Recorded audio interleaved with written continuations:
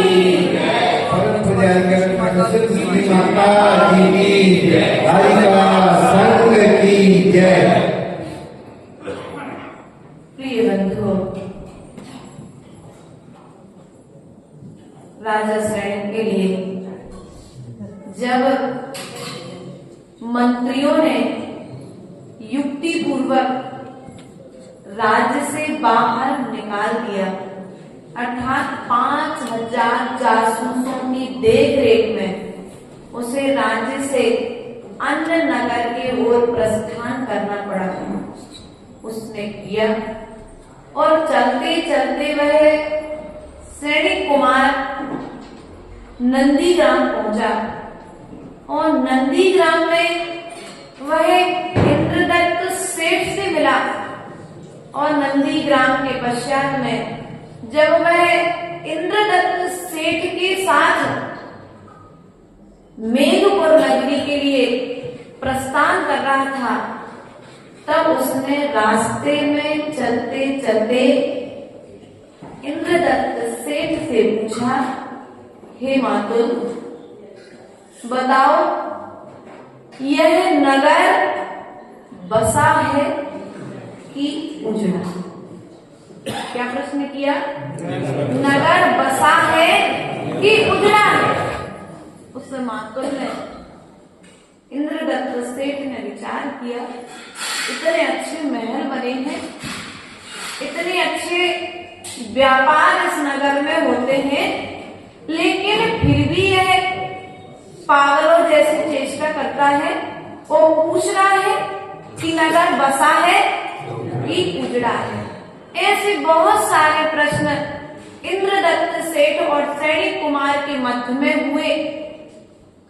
जाकर के जब इंद्रदत्त सेठ अपने घर पर पहुंचा तो उसने अपनी पुत्री नंदश्री से कहा कि मुझे आज एक मगध देश के राजा का पुत्र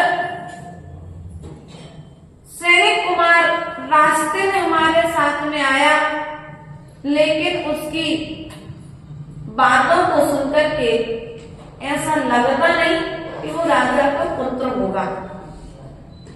शारीरिक चेष्टाओं को देखकर के, उसकी आभा मंडल को देखकर के लगता है, लेकिन उसके वार्तालाप से ऐसा प्रकट नहीं होता कि वो राजा का पुत्र है। नंदश्री ने कहा, पूज्य पिताजी, आपसे उसने ऐसी कौन सी बात की जिससे आपको ऐसा महसूस हुआ? उसने कहा, बेटा, जब मैं उससे मिला तो पहली बार ही उसने मुझे मातुल कहा। मैं कहां से और मुझे मातुल कह रहा है? मातुल अर्थात उसने मुझे अपना मामा बना लिया। तो नंदश्री ने कहा, पिताजी, इसमें नाराज होने की या पागल कहने की कोई बात ही नहीं है। मातुल अर्थात वह आपसे मामा की तुल्य प्रेम चाहता है, इसलिए उसने आपको मातुल कहा। जाना, आप महाराष्ट्र जाएंगे यदि यात्रा के लिए कभी, तो वहां पर प्राय करके जिससे किसी का कोई रिश्ता नहीं होता है उसे मौसी बोलते हैं और मामा बोलते हैं। महाराष्ट्र की परंपरा है मौसी मामा। हमारे यहाँ भी कर्नाटक के सुनील मामा जी, मतलब बिहार में हम लोग को मिला, हम लोग उनको मामा बोलते हैं। अब बिहार सागर जी मुनिराज बन गए, परंतु उस समय उसने बताया कि वो आपसे मामा की तुल्य प्रेम चाहता है, इसलिए उसने आपको मातुल कहा। उसने कहा, चलो ठीक है, लेकिन उसने एक प्रश्न और किया। अच्छा बड़ा व्यापारियों का नगर जिसमें बड़े बड़े महलों के जैसे मकान बने थे, उस मकान को, उस नगर को देख करके उस सैनिक कुमार ने मुझसे प्रश्न किया है कि बताओ ये नगर बसा है कि उजड़ा है? तो पुत्री ने कहा, इसमें भी कोई नाराज होने की बात नहीं है पिताजी, उसने प्रश्न सही कहा, आपको भी इसका उत्तर देना चाहिए था। बोले, अच्छा क्या? उसने कहा, देखो पिताजी, जिस नगर में धर्मात्मा रहते हैं, जिस नगर के श्रावक धर्म करते हैं, वो नगर नगर बसा हुआ है और जिस नगर में परमात्मा नहीं रहते हैं वो नगर उजड़ा हुआ है। वास्तविकता में यह है बड़ौदिया नगर देख करके हमको भी ऐसा ही लगा कि ये नगर बसा हुआ है कि उजड़ा हुआ, क्योंकि यहाँ पर धर्मात्मा श्रावक निवास करते हैं। सुबह से लेकर के दिन की शुरुआत प्रभु के दर्शन से होती है और दिन का अंत भी प्रभु के दर्शन से जहाँ पर श्रावक करते हैं वो नगर बसा हुआ है, वो नगर कभी उजड़ नहीं सकता। प्रिय बंधु, ऐसे कई उदाहरण हमारे ब्रह्मानी योग में हम सभी को शिक्षा देने के लिए आते हैं। अब यहाँ पर आयु कर्म की बात आती है, गति बंध की बात आती है, तो श्रेणी कुमार में ही अपन सबसे लास्ट के चैप्टर में पहुंचते हैं। तो वही श्रेणी कुमार जिसने यशोधर मुनिराज के गले में जब सर्प डाला था तो उसी समय उसने 7वें नरक की आयु का बंध, और वही श्रेणी कुमार जब सर्प निकालने के लिए गया और मुनिराज ने धर्म वृद्धि रस्तु कर दोनों को एक बराबर से आशीर्वाद दिया, तब उस श्रेणी कुमार ने ऐसा विचार किया, बताओ ये मुनिराज तो हम दोनों को बराबर से आशीर्वाद दे रहे हैं, इनके मन में मेरे प्रति कोई खेद खिन्नता उत्पन्न नहीं हुई। अब वह गिलानी से इतना पश्चाताप से इतना पसीज गया कि वह ऐसा विचार करने लगा कि मैंने ऐसे समताधारी मुनिराज के ऊपर में उपसर्ग किया है, मैं अपनी तलवार से अपनी गर्दन बाहर, ऐसा विचार ही कर रहा था कि मुनिराज ने श्रेणी कुमार को संबोधन दिया, क्योंकि मुनिराज अवधि ज्ञानी थे। उन्होंने श्रेणी कुमार के लिए समझाया कि भले ही तुमने ये इतना निकृष्ट पाप किया है द्वेष बस आकर, किसके बस में किया उसने? द्वेष के बस में तुमने आकर के भले ऐसा पाप किया है, लेकिन अब आगे पाप को जोड़ना नहीं है। अब तुम प्रायश्चित ही करना है, तो कभी भी जैन धर्म के अलावा अन्य किसी धर्म की सेवा नहीं करना। उसने सदा के लिए जैन धर्म को स्वीकार कर लिया, अर्थात भगवान महावीर स्वामी के समोषण में जाकर के उसी राजा श्रेणी ने छाया समय दर्शन को प्राप्त कर लिया। और किसने किया? जो दिगंबर मुनिराजों की परीक्षा ले रहा है, पड़गाहन के पूर्व अपने चौके में हड्डियां गड़वा रहा है, नाना तरह से मुनिराजों की के ऊपर उपसर्ग करने वाला जीव, आज वह मुनिराज की वंदना करके तीर्थंकर प्रभु के समोषण में जाकर के 60,000 प्रश्न, आपसे तो एक प्रश्न का कहा तो आप कह रहे माता जी आप ही बता दो। उसने 60,000 प्रश्न किए और 60,000 प्रश्नों के तीर्थंकर प्रभु ने उसके लिए उत्तर दिए। प्रिय बंधु, मूल में कहने का तात्पर्य ये है कि पापी भी कभी परमात्मा बन सकता है। तत्काल को देख करके कभी भी त्रिकाल का निर्णय नहीं, क्योंकि ये जो जीव की पर्याय है ये शाश्वत नहीं है, ये भी क्षणभंगुर है। तत्काल परिणाम हर बार परिणति को देख करके, दृश्य को देख करके बदलते रहते हैं, उसी तरह इस जीव के परिणाम भी स्थिर नहीं है। आपने तत्काल कोई दृश्य देखा और आपने अगर धारणा बना ली, तो उस धारणा को तोड़ने के लिए भी तुम्हें पुनः एक अच्छा दृश्य देखना पड़ेगा। और यदि अच्छा दृश्य देखने नहीं मिला और तुम्हारी यदि पक्की धारणा बन गई, तो सामने वाला तो देखो अंजन तोड़ जैसे मोक्ष चले गए और हमने यदि अपनी धारणा बना ली और हमने यदि अविश्वास कर लिया मोक्ष मार्ग के प्रति तो फिर हमारा कल्याण होने वाला। इसलिए राजा सैनिक के चरित्र को देख करके वह चारित्र हमें सिखाता है कि देखो उसने निंदा की थी सो नरकों में गया था और वंदना की है सो वंदना के वर्ग और तीर्थन का प्रगति को प्राप्त हो गया। इसलिए आपको विचार करना है कि हमें अपना कल्याण कैसे करना है। नरकों में जाकर के दुख भोग करके भगवान बनना है कि नरकों में जाने वाले काम छोड़ करके भगवान बनने के काम करना।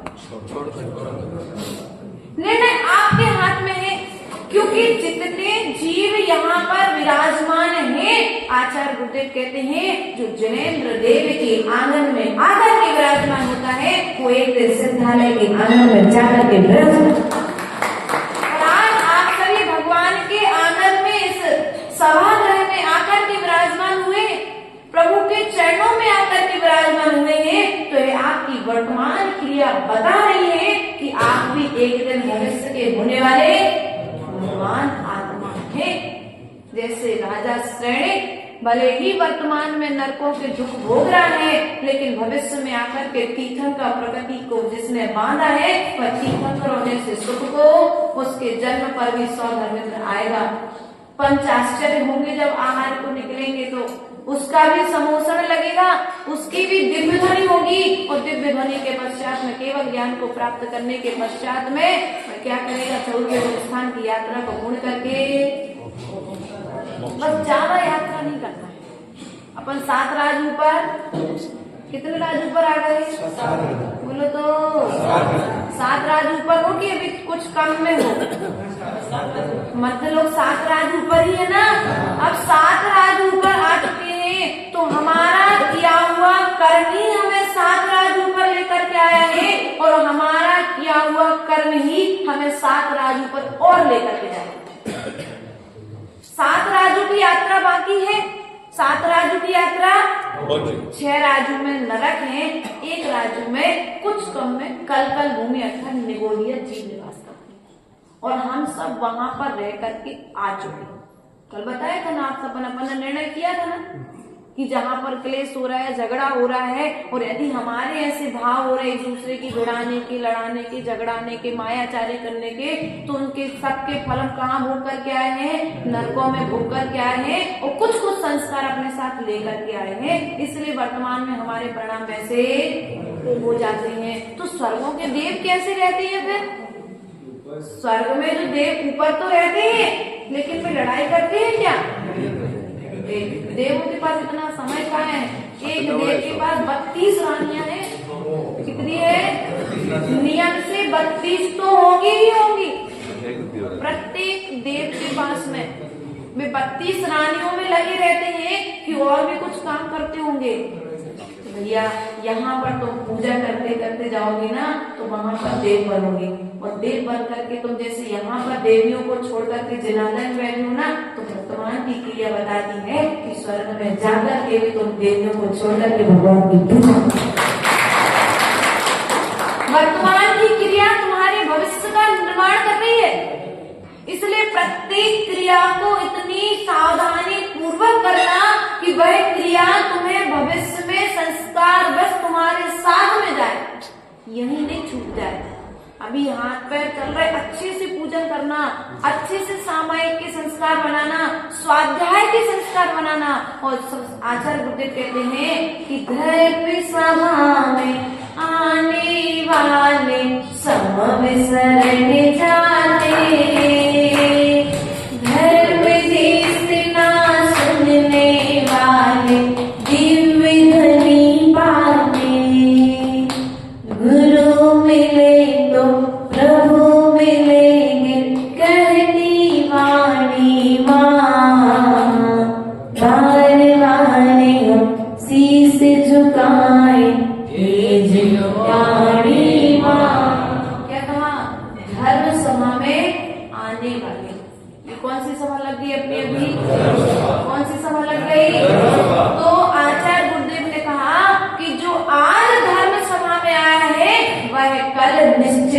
समोसण सभा में पहुंचेगा। और जिसने आज गुरु का सानिध्य पाया है उसे निश्चित ही एक दिन प्रभु का सानिध्य मिलेगा। इसलिए प्रिय बंधुओं, ये बातें नहीं है, इन सिद्धांत पर विश्वास करके रखना, क्योंकि जो आज तुम्हारे जीवन में शुभ रूप घटनाएं घटित होने जा रही हैं, वे शुभ रूप घटनाएं तुम्हारे लिए भविष्य में शुभ रूप फल देने वाली होंगी। इसलिए राजा श्रेणिक ने भगवान की जब निंदा की थी तो उसने नरक गति का वर्णन किया था, और उसी राजा श्रेणिक ने जब पश्चाताप किया था तो उसी राजा श्रेणिक ने भगवान महावीर स्वामी के समोसण में छाया समय दर्शन को प्राप्त करके तीर्थंकर प्रगति का बंधन किया। अर्थात यहाँ पर यह निश्चित है कि जो आयु बंध है वो तो घट बढ़ सकता है, लेकिन गति बंध एक बार हो गया फिर छूटना संभव। गति नहीं छूटी, लेकिन आयु में कहाँ 33,000 सागर की आयु, वो कहाँ पर अब 84,000 की लगभग कुछ 10,000 साल एक पहले नरक की जो आयु है वो मात्र शेष रह गई। इसलिए प्रिय बंधु, पाप करना है तो संसारी जीव हो, छोटे मोटे पाप आपके माध्यम से होंगे निश्चित है, लेकिन उस पाप का पश्चाताप प्रभु के चरणों में आकर के करें। क्योंकि यदि कपड़े पर गंदगी लग जाए तो आप उसे तुरंत की तुरंत साफ कर लो, उसी दिन साफ कर लो तो जल्दी दाग साफ करने में सहूलियत रहती है। और यदि दाग पर और दाग लगते जाएं और दाग पर दाग लगते जाएं तो फिर दाग छुटाना संभव, वो दाग का निशान छूटता नहीं, वो बना रहता है कि भाई ऐसा क्यों, तो बोले बहुत समय से धोया नहीं ना कपड़ा, इसलिए वो सफेद कपड़े का रंग में पीला, वो भी गंदे दाग के जैसे कपड़े का ही कलर हो गया। ऐसी कहीं पाप में इतने लीन ना हो जाएं कि हम धर्म करना भूल जाएं, और धर्म करते करते यदि पाप हो जाए तो सुबह दोपहर और शाम हम लोग तो 3 टाइम प्रतिक्रमण करते हैं, लेकिन आप लोग कम से कम 2 टाइम तो सुबह भगवान के चरणों में आकर के क्या करोगे? ये भगवान, मैंने सुबह से लेकर के शाम तक व्यापार में, घर में, परिवार के बीच में रहते हुए, समाज के बीच में रहते हुए, मंदिर के सभी कार्य करते हुए, ग्रह के सब काम करते हुए, यदि मैंने किसी भी जीव का घात किया हो तो वह पाप क्या हो? ऐसा कहते भगवान से। भगवान बहुत बड़ी बात मानो कि हम आपको अभिषेक करने आ गए, हमारे पास समय कहाँ है, ऐसा तो नहीं कहते। ऐसा नहीं कहना, भगवान आज मेरा जीवन धन्य हो गया कि मुझे आपका दर्शन हो गया, आज मुझे आपका दर्शन हो गया, ऐसा अहोभाग्य मान करके प्रभु की प्रतिमा को निहारना। और प्रभु की प्रतिमा को सौभाग्य मान करके यदि निहारोगे तो एक दिन तुम्हारे जीवन में भी वह सौभाग्य उदय में आ जाएगा। इसलिए प्रिय बंधु, तत्काल को देख करके कभी त्रिकाल का निर्णय बोलो तो, जो आज पापी है वो कल परमात्मा बन सकता कि नहीं बन सकता? अंजन जैसे निरंजन हुए कि नहीं हुए? चंडाल जैसे जीव भी कर गए भगवान की पूजा से, भगवान के द्वारा दिए हुए मार्ग को उन्होंने अपना लिया, तो चंडाल भी स्वर्ग में, जब बंदर भी स्वर्ग जा सकता है, जब बैल भी स्वर्ग जा सकता है, जब सर्प भी स्वर्ग जा सकता है, जब श्वान जो जीवन भर मांस खाता है, ऐसा श्वान भी जब स्वर्ग जा सकता है, तो हमें स्वर्ग जाना नहीं है, लेकिन बीच में रुकने का स्थान तो स्वर्ग अभी व्यवस्था वहीं की है, तो रुकना हमको वहीं पर है। तो इसलिए हम स्वर्ग जाने की भावना नहीं कर रहे, हम भावना तो सिद्धालय की कर रहे। कहाँ की करे भावना? हम लोग मोक्ष ही जाना है, कर्मों से रहित होकर के ही जाना है, लेकिन जब तक हमारे लिए वहाँ का रिजर्वेशन नहीं खुला है तब तक हम रास्ते का तो ले लें कम से कम कुछ तो रास्ते पर। तो जब ऐसे त्रयंच गति के जीव देखो, अपन पढ़ते हैं रत्नकंड श्रावकाचार्य में, आवास दान में सुअर जैसे जीव का नाम आ गया, जो जीवन में मल ग्रहण करता है। क्या अपन कर्म मल ग्रहण करते हो, वो तुम्हारा मल ग्रहण करता है। ऐसा सुअर भी स्वर्ग चला गया। श्वान भी, जो श्वान जीवन भर मांस खाता है, ऐसा मांस खाने वाला श्वान भी स्वर्ग चला गया और जाकर के सुदर्शन नाम का देव बना। किसकी कृपा से? जीवनधर कुमार ने नमोकार मंत्र सुनाया था। आज नमोकार मंत्र वही है जो भगवान महावीर स्वामी की दिव्य ध्वनि से निकला और वही नमोकार मंत्र हमारे पास में है। लेकिन जितने श्रद्धान के साथ में उस चंडाल ने, उस बैल ने, उस बंदर ने, उस श्वान ने, उस सर्प ने सुना था, यदि इतने श्रद्धान के साथ में पंचम काल के जीव यदि सुनेंगे तो निश्चित ही पंचम काल में जन्म लेने के पश्चात हमारी भी पंचम गति की तैयारी होगी ही होगी। इसलिए नमोकार मंत्र नहीं बदला है। बदला क्या नमोकार मंत्र? साधु की क्रिया बदली क्या? 28 प्रतिकर्म चतुर्थ काल का साधु भी करता था, सुपंचम काल का साधु भी करता था। एक टाइम आहार चतुर्थ काल का साधु लेता था, ऐसा तो नहीं पंचम काल का कोई दिगंबर मुनि 2 बार लेता हो।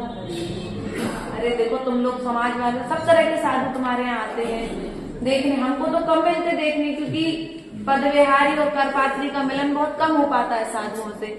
तो आप लोगों ने ऐसा देखा हो कोई मुनिराज बैठ के हाथ ले रहे हो? नहीं है ना।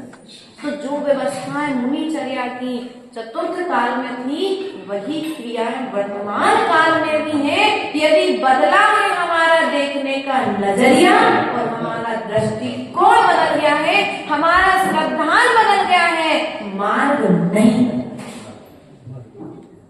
मार्ग वही है जो शिक्षा भगवान महावीर स्वामी ने दी थी, वही शिक्षा वर्तमान के आचार्य परमेश की दे रहे हैं। लेकिन कहीं कहीं पर हमारा देखने का नजरिया और नजरिया बदलता है तो फिर सब कुछ।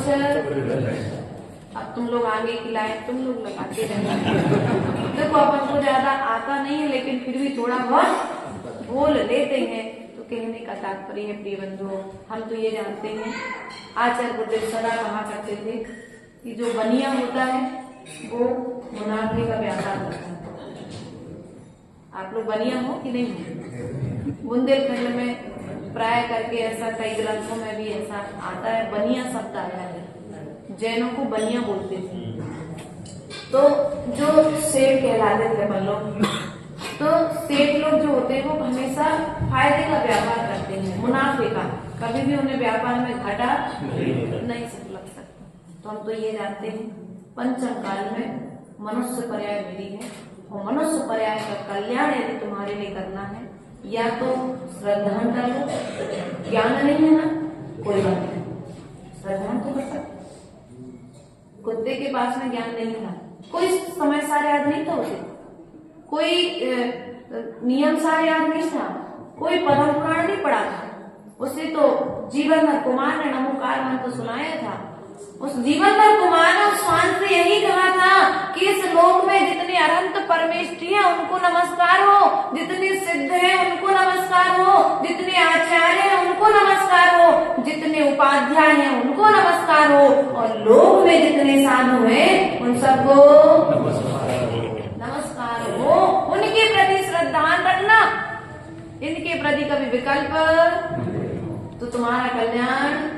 और वही जब जीव मरण को प्राप्त हुआ तो मरण के पश्चात जब जीवनधर कुमार पर विपदा आई ना भैया, तो ऐसा छत्र चूड़ामणि ग्रंथ में आया है कि वही स्वर्ग का देव सुदर्शन नाम का देव बना श्वान, और आकर के उस श्वान ने जब जीवनधर कुमार को काष्टांगा फांसी पर लटकारा था, तो वह श्वान उसे विजयार्थ पर्वत की श्रेणियों में, सुदर्शन नाम का देव उसे विजयार्थ पर्वत की श्रेणियों में, इसलिए विपरीत परिस्थितियों में ये मनुष्य तुम्हारे काम में आए या ना आए, लेकिन स्वर्ग का देव तो स्वर्ग के देव तुम्हारे रक्षा करने के लिए निश्चित ही आएंगे। इसलिए तुम ये विचार मत करो रास्ते में जा रहे कोई स्वान पड़ा मिल जाए, एक्सीडेंट में घायल मिल जाए तो तुम्हें बने तो उसे क्या करो, ओंकार मंत्र सुना दो। कोई गाय मिल जाए तो उसे ओंकार मंत्र सुना दो। ऐसा नहीं कि अपनी गाड़ी से किसी का एक्सीडेंट हो जाए, ऐसा कभी। तुम परस्पर में एक दूसरे का उपकार करते रहो। वह उपकार लेने वाला जीव पता नहीं किस भाव में तुम्हारा उपकार चुकाने के लिए तुम्हारे काम में आएगा। इसलिए विचार मत करो कि हम इनके लिए इतना कर रहे हैं, अब पता नहीं कोई हमारा करेगा कि नहीं करेगा, ये मत सोचो। गेंद जितने ऊंचाई पर जाती है उतने रिटर्न नीचे आती है ना, बस। जितने तो मनोयोग से, वचन योग से, काय योग से जितने लीन होकर के तुम सेवा कर रहे हो उतनी ही उसका तुम्हें फल भविष्य में जाकर के फल मिलेगा, निश्चित है। आज का किया तुम्हें आज मिलेगा, और जो कल तुम करके आए हो वर्तमान में भोग रहे कि नहीं भोग रहे। आज सबकी स्थिति को देख करके ऐसा लगता है वास्तविकता में स्वर्ग में बैठ कर के सबने एक साथ बैठ कर के पुण्य किया होगा, तब कहीं जाकर यहाँ पर एक साथ। कल ही हम विचार कर रहे थे, अभी 3 साल पहले हमारा चातुर्मास एक जगह पर हुआ और वहां से प्रस्थान हुआ। छोटे छोटे नगरों में पहुंचे, समाज कहने को बड़ी बड़ी समाज, लेकिन मंदिर में अभिषेक करने वाले हाँ ऐसे भी समाज है वर्तमान पंचम काल में है। मंदिर अच्छे भव्य बने, समाज के पास में गए, समाज कमेटी ने चंदा इकट्ठा किया, मंदिर बना दिया, पंचकल्याण प्रतिष्ठा करा दी, लेकिन भगवान को देखने की फुर्सत। तो आप अपने आप को भाग्य मानना कि तुम सुबह से किसी की नौकरी करने के लिए नहीं गए, अपने कर्मों को काटने के लिए प्रभु के विषय। कभी नौकर मत बना, मालिक की जिंदगी जीने की प्रेरणा देना हमेशा कि तुम मालिक हो ना, इसलिए प्रभु के चरणों में बैठे हो। यदि नौकर होते तो 8 बजते ऑफिस, देखो जो है सो है कि नहीं है भैया। इसलिए नौकर बनाने की प्रेरणा आचार्य गुरुदेव कहते हैं, पर मालिक बन करके रही है। और अब दूसरे की नौकरी करेंगे तो नौकरी करोगे तो तुम्हें दूसरे के टाइम से बनना पड़ेगा, और सबसे पहले यदि कोई छूटेगा तो तुम्हारा धर्म छूटेगा। इसलिए धर्म छूटे ऐसा कोई काम, वो पैसा नहीं चाहिए जिसके लोभ में आकर के मेरा पुण्य छूट जाए, प्रभु का दर्शन छूट जाए, प्रभु के पास में हम समय ना दे पाए। इसलिए प्रिय बंधुओं, मूल रूप में हमारा कहने का तात्पर्य आपसे यही है, आज के प्रवचन का सार यही है, तत्काल को देख करके कभी भी तत्काल का निर्णय बोलो दो, एक बार बोल दो, तत्काल को देखकर। जो आज तुम्हें पापी दिख रहा है वह भविष्य का पुण्यात्मा परमात्मा। सीता ने अपने जीवन में एक गलती की थी। कौन सी गलती की थी पता है? तत्मानियों में सुना आप लोगों ने, उसने एक गलती की थी। अरे अभी बोलेंगे तो आप लोगों को याद आ गया। उसने एक गलती की थी सीता ने अपने जीवन में कि एक मुनिराज जंगल में आहार करके वापस जा रहे थे, और उनकी बहन जो गृहस्थ जीवन की बहन थी वह अपने भाई से नमोस्तु करने के लिए, समाचार पूछने के लिए पास तक पहुंची। उतने में सीता के जीवन पूर्व पर्याय में, सीता की पर्याय में नहीं किया, पूर्व पर्याय में कि दिगंबर मुनिराज और आरिका तो अकेले विवाद। अब वो भाई बहन थे पूर्व के गृहस्थ जीवन में, बहुत सब जंगलों में आसानी से नहीं मिलते थे पहले मुनिराज। आरिका नगरों में रहती थी और मुनिराज जंगलों में रहते थे, गुफाओं में, और अनायास ही दर्शन हो गए। उसने मुनिराज से समाचार पूछ रही थी, उतने में जाकर के उस जीव ने नगर में हल्ला कर दिया कि दिगंबर मुनिराज और आरिका तो ऐसे। उसके फल से उसने क्या हुआ, भविष्य में आकर कुशेरी अब्बा। जब सीता सामान्य थी, जंगल में अपवाद नहीं हुआ, 14 वर्ष वन में रही, तब सीता का अपवाद नहीं हुआ। जब पटरानी पद पर विराजमान हो गई तब उसका अपवाद। इसलिए इसलिए कभी भी किसी भी साधक का, साधर्मी का ऐसा कोई अपवाद मत करना जिससे तुम्हें भविष्य में आकर के बन सके तो प्रशंसा करना, अगर ना बने तो निंदा बिल्कुल भी नहीं करना। क्योंकि निंदा करोगे तो निंदनीय बनोगे और वंदना करोगे तो वंदनीय बनोगे। अब आपके हाथ में निर्णय है कि आपको निंदा करके निंदनीय बनना है कि वंदना करके वंदनीय बनना है। इसलिए प्रिय बंधुओं, हम आज की सभा में इतना ही आपसे कहेंगे कि जो आज तत्काल में दिख रहा है वह त्रैकालिक नहीं है। जो पापी है, आज पापी है, वह भविष्य में परमात्मा बन सकता है। इस बात को सदा अपने जीवन में स्मरण में रखना, तो हम निश्चित ही पाप से बच सकेंगे। बोले परम पूज्य आचार्य गुरुवर ईश्वर विभव सागर जी महाराज की जय। द्वादशांकर जिनवाणी माता की जय। जिनवाणी के ज्ञान से मुझे लो करो सोनाई मस्तक मोक्ष सदा दे तुमको।